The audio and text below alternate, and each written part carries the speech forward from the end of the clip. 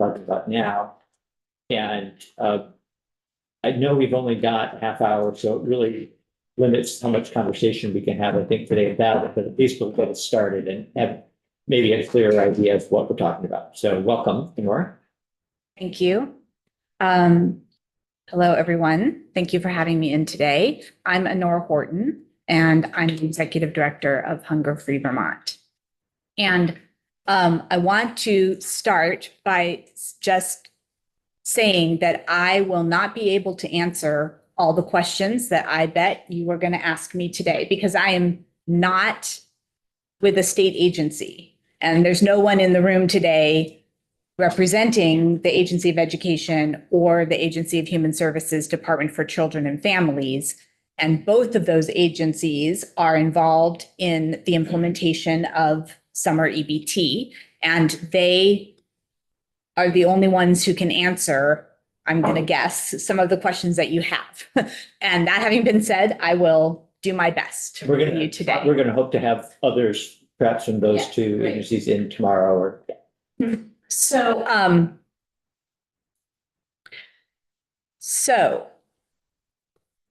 I'm going to read some of what I have to say, just so I make sure I'm saying what I mean, and then happy to talk further. So it might be useful to start with a very brief explanation of what is summer EBT. So summer EBT is a new permanent federal nutrition program. And what it does is it provides $40 per eligible child in food benefits on an EBT card. That's electronic benefits transfer card.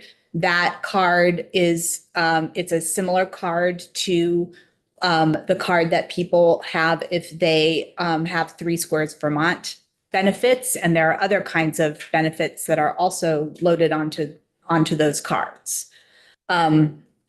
And so it provides $40 per eligible child in food benefits on an EBT card that can be used everywhere that 3 Squares Vermont, which at the federal level is the SNAP program, Supplemental Nutrition Assistance Program. So it can be used everywhere that 3 Squares Vermont benefits are accepted. And it provides $40 per eligible child in those food benefits for each 4 weeks of summer vacation when school is not in session. And summer 2024 is the first opportunity that states have to implement and start this program. So, and as Chair Durfee said, Vermont the state of Vermont did not inform USDA by the January 1st, 2024 deadline that USDA set that Vermont was committing to implement the summer EBT program in 2024. Now, I've just looked at the governor's budget that was just released, and there is explicit funding in the governor's budget to implement the summer EBT program for summer of 2025. So it's not that the state of Vermont, the administration is saying we're not going to implement this program. They're saying we're not going to implement this program in summer of 2024. Yes, questions so far? Just a brief clarifying question. That USDA January deadline was if my understanding is correct, was for a letter of intent, not necessarily a commitment. Is that correct? Yes, that is accurate. Yeah. Representative O'Brien. Does it cost money to stand up this program, or is it a match? Like what's Vermont's commitment? Yes, it does cost money. So the way that Congress wrote the legislation that created the summer EBT program, states are responsible for 50% of any administrative funding to operate the program. So this is different from some other programs and the way administrative funding works. It's different, for example, from pandemic EBT, where the federal government covered 100% of states' administrative costs. Representative Paul? And just to clarify further, so 50% of the administrative costs would be covered by the state, but 0% of the food costs are technically coming from the state or would come from the state if we were to participate. Oh, yes, that is correct. So the feds cover 100% of the benefits that are issued to families. Mhm. The feds cover 50% of the costs for state agencies to get the program up and running and then to follow USDA rules and guidance to administer the program in line with federal rules going forward. And just on context, how much does Vermont have to stand up for, say, free square or same sort of thing? Like, does Vermont have an administrative cost, you know? Yes, I believe so. And I don't know. I can't answer that question. Okay. Go ahead. Okay. So, and then the eligible children we're talking about for the program are those who attend a school that use the National School Lunch Program to provide meals during the school year and whose families are income eligible for free or reduced price school meals. In other words, families whose income is at or below 185% of the federal poverty level. Okay. So let me start by saying that first, as an anti-hunger organization, you know, Hunger Free Vermont is really pleased that you in the legislature are taking an interest and have a concern about this program. We know that hunger is high in Vermont and among families with children, as among all other groups in our state. And so, you know, it's every program that we can leverage is a program that is important for us to work on and to make happen. And Hunger Free Vermont, you know, we are disappointed that the state administration decided not to participate in the new summer EBT program in 2024. And there are real barriers to implementing this program that create challenges in implementation for our state agencies. And we've been working and in conversation with those state agency staff for months to try and assist and figure out a way forward to start the program this summer. And we're disappointed that our state couldn't get there or hasn't gotten there up to this point. And we know that the state administration is committed to implementing summer EBT for summer 2025 and then going forward permanently thereafter. So let me highlight some of these challenges and barriers as I understand them. And again, for the details on these and what it really would mean to implement, you would need to ask the state agencies that have to actually do the implementation.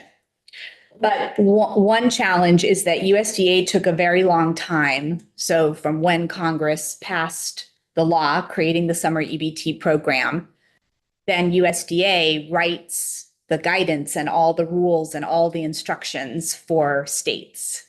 And USDA took a very, very long time to issue even preliminary guidance. And so that meant that because of Vermont, the timing of Vermont's legislative sessions and our budgeting process, the guidance wasn't out in time for the state agencies to request funding to implement the program last legislative session, last budgeting process. And then the deadline for the letter of intent came before the opportunity to engage in the budget adjustment process or to get money into the FY25 budget. So there's a challenge of timing given the requirement for administrative matching funds. Representative Rice.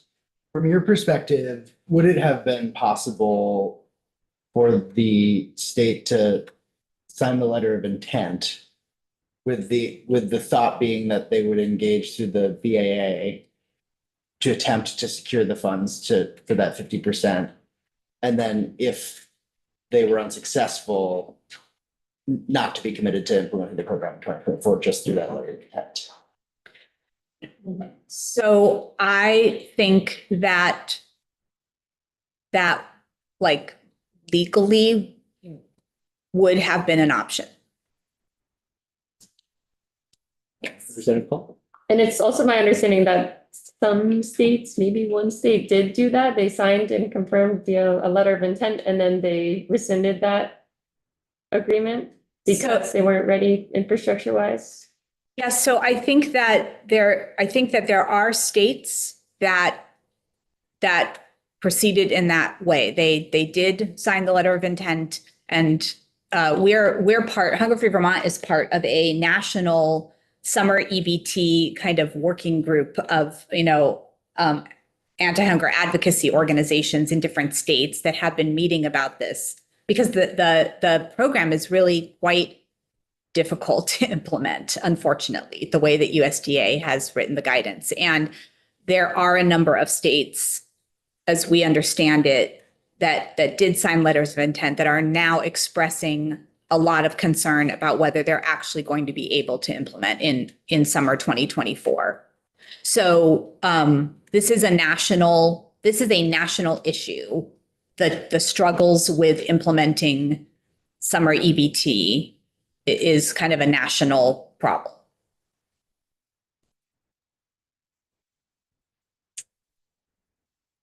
I haven't fully developed this thought yet, but it is pretty interesting to me that there were only 15 states that did decide against this. And so that means,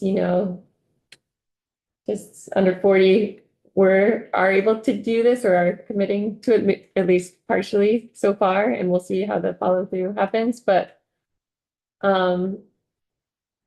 it seems like we have a lot to learn perhaps from those other states they do have the infrastructure to be able to follow through on this. And I think we could really use this as a learning moment. Why are we behind there?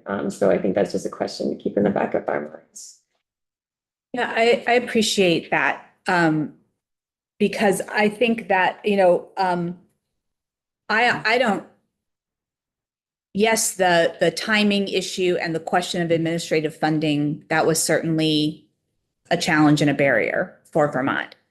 I don't think that was as big a challenge and a barrier as some of the IT needs for this program, that because of the ancient IT system at the Agency of Human Services, it's that system is not capable of complying with some of the requirements for this program. And so if this has been an issue that Hunger Free Vermont has been talking about here at the State House for many, many years, over a decade. And it's a constant problem. It's a problem for this new program, but it's a problem for the programs we already have. And it's going to get worse every day until we do something to bring our technology systems to a place where we can actually take advantage of and leverage every federal dollar possible to make sure that we keep all of our people in Vermont well fed. And so the part of the funding, if you look at the governor's FY25 budget and what's in there, the bulk of the funding that's in there is for the IT system that's required. It's for fixing that system. And I think some of the states that have that signed the letter of intent and feel that they're able to move forward for summer of 2024, they're more easily able to adapt the IT systems they have to accommodate the requirements of summer EBT. And Vermont's IT system is absolutely not capable. And in our conversations with state agency staff, they are describing that for for a small number of students, most students in Vermont, it will not be difficult to issue these benefits. It will not be difficult to identify which students are eligible, and it will not be difficult to issue them benefits because they are directly certified for free or reduced price school meals through either Three Squares Vermont data or Medicaid data, and that is not going to be a problem. The problem is going to be for a small number, relatively speaking, of eligible students who are not already easily kind of matched with data. And those are students who are often sometimes the most vulnerable, or those families are most challenging to reach with information and application forms and things like that. And that is where the challenge comes in. And so this is a symptom of a long-term problem that we have with some of our technology systems at the state level. And there is a plan to work around them and implement the program, but it is a huge, huge challenge. I was going to say something else, but now I don't remember what it was. We've got 3 questions over here. Representative Cole first. I'm curious if there has been an estimate on the quantity of federal dollars that we missed out on for FY24, just because of this inability to administer the program. I do not know. I don't know the exact amount. I believe that it is somewhere in the range of 4 million. $4 million. Representative O'Brien? That was one of my questions. The other ballpark number I wanted was, what was it gonna cost Vermont for the admin? So again, I don't have all I know is what I saw in the governor's budget. $500,000 for IT alone, and then an additional, I think, 200 and something thousand dollars for other admin, and that is Vermont dollars, not counting the match, is how I read that. That's our Vermont share, the 50%. Again, all I did was read the governor's budget. I haven't had the opportunity to actually get any explanation, and that is why the state agency folks are the state administration are the right people to answer some of these questions for you. I want to thank you for bringing that number to us, because we haven't had a chance for anyone from the administration to come in yet and brief us on the budget. I don't remember hearing anything yesterday in the budget address about it, but we'll get verification. But thank you for giving us those just ballpark numbers. That's helpful. And I also didn't hear anything in the budget address, but I did look at the actual budget, and there is that funding is specifically designated for summer EBT implementation in the budget. That's where I read it. Representative Levitt? My question is, and maybe I'm putting you on the spot and you can't answer this. Is the amount of money allocated enough, and do you think we have enough of a long enough ramp to actually fix these seemingly antiquated IT issues? I can't answer that question. I will say, I just want to be very clear. That funding that I named is to create a software program, I think, kind of outside of the IT system at AHS, because that system can't accommodate what needs to be done. It is not to fix the AHS IT system. That is a lot more money than $1 million and a much bigger project. And this is, I think, again, I know this, I'm going off topic a little bit, but this is just symptomatic of what has been happening, where different programs, different opportunities become available to leverage federal funding to help take care of people in our state, and workarounds have to be created that still are not fixing the baseline IT system that we have. And that is the situation here. And I can't answer your question about whether the amount of funding that is in the governor's budget is sufficient. I do not know. Representative Rice and then Representative Cole. Yeah, I mean, so, as I think you, predicted for us, a lot of our questions seem to be for folks from the agencies who are unfortunately not in the room with us to answer them. So I just wonder if you could do what you do best and paint a picture of sort of like what missing out on that $1 billion and this summer EBT money in summer 24 means for the hunger picture in summer 2024. You know,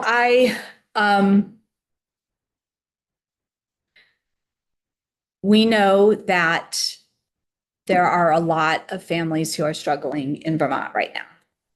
And so every dollar of support that is specifically for buying food is a very valuable dollar to our lower income families. Because that frees up other dollars in their budget to cover things like rent and gas to get to work and all of the other things that make up a basic needs budget.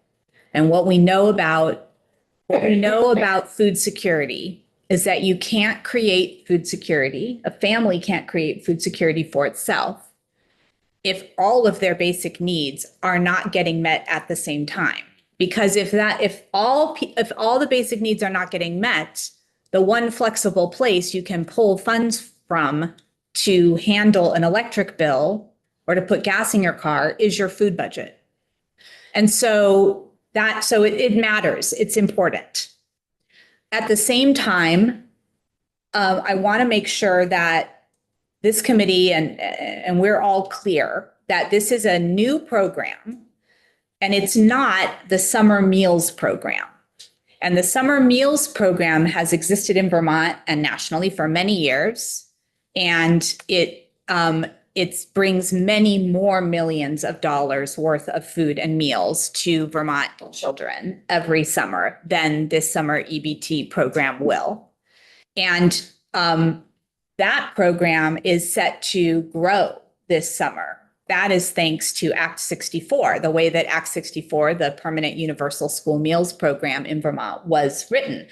Actually was written at this table last year in this committee with the Agency of Education and Hunger Free Vermont. We were here too.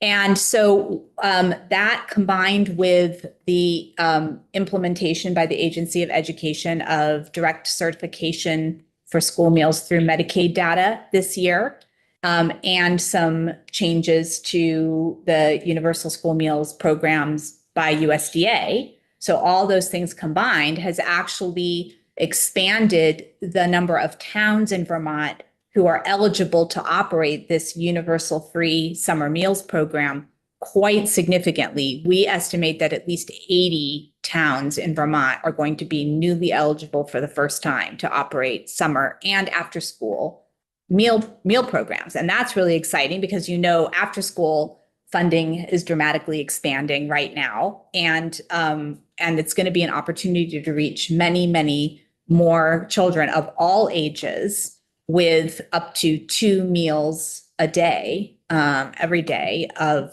summer vacation at sites and in rural localities. There's even opportunities for delivery of meals directly to students if they're in a rural area and can't get to a meal site. So that program is not the same as summer EBT, and that program is happening. And Hunger Free Vermont is working, partnering with the Agency of Education to make sure that program gets expanded as much as possible this coming summer. I'm glad, well, first of all, to hear that positive bit of news and to remind us that the work we did last year had an impact. Also for the clarification, and I will confess that this morning in communicating the agenda, I made the mistake of in a rush saying summer meals program instead of summer EBT. And that led to a little bit of confusion. So, well, anyway, helpful to hear you describe the difference. It is very confusing, and in the media, the term summer meals is often being used and not summer EBT. And so there is a lot of confusion out there, and it's very understandable, but it's also really unfortunate because, again, the summer meals program is an even bigger source of food support for families during the summer. I give you the last word, but I think Representative Gold, did you have a question for wrap up? Partially, I mean, I don't know if this is the right place and time, but it would be really interesting to understand better the full cost benefit analysis or the return on investment for this IT program. And just like, we say that it's a $500 investment, but we can't compare, apples to apples with that $4 million return from the feds, because like, I'm wondering if this IT investment would have plenty of overlap with other programs that we do. And so it's like even probably a smaller, if we are comparing this return to this cost, this input cost of administration, like probably far smaller the ratio between the two. And so this highlights even further, like the amount of money that we are missing out on, which is really frustrating, I guess, to me personally, not speaking on behalf of the committee, but yeah, I'd be curious about the impact of that IT investment on programs beyond this one, but. That's a really good question, and I don't know the answer. I think that this, well, I don't know. I don't know how this program, as it's being planned by the state agencies, how the IT patch, to be able to implement summer EBT here in Vermont is or is not connected to other programs. So that I'm not sure about. But I do think the broader point that you're making is really important, that, we need to make an upfront investment. I'm going to be back in here this afternoon with some other folks to talk to you about the Vermont Food Security Roadmap to 2035. And one of the priority recommendations in that roadmap is actually to tackle the IT system at the state. Like, it's actually a barrier to food security, not just summer EBT that we're talking about today, but all of these programs. Three Squares Vermont, the biggest of these programs that we have would operate so much better if we tackled this. And we've got to make that investment, because the return on it for the coming years and decades will be profound for all of us in Vermont. And perhaps just to add on that, and thinking about what should go into this cost benefit analysis, talking about the savings on time for the administrators of this program, and what their time could be being used for. This is the same sort of dialogue we had with universal school meals and, tracking individual kids down and try to discriminate based on income. It's different conversation, but just what could that time be used for instead? And if we're talking about real dollars, like the salary, that we're putting into someone's, or the, money that we're putting into someone's salary for doing this antiquated IT program and the additional hours that it takes to do that versus having an updated one, should go into the calculation as well.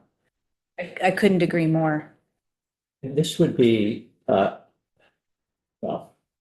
correct me if I'm wrong, that $500,000 is a one-time investment to set up a system that could be used not just this summer or next summer, but summers into the future. That's my understanding, but again, the administration would be best positioned to actually explain what exactly that funding would or would not cover. We're about out of time, but let's see, why don't we take one more question from John, and then if you have anything else you wanted to add.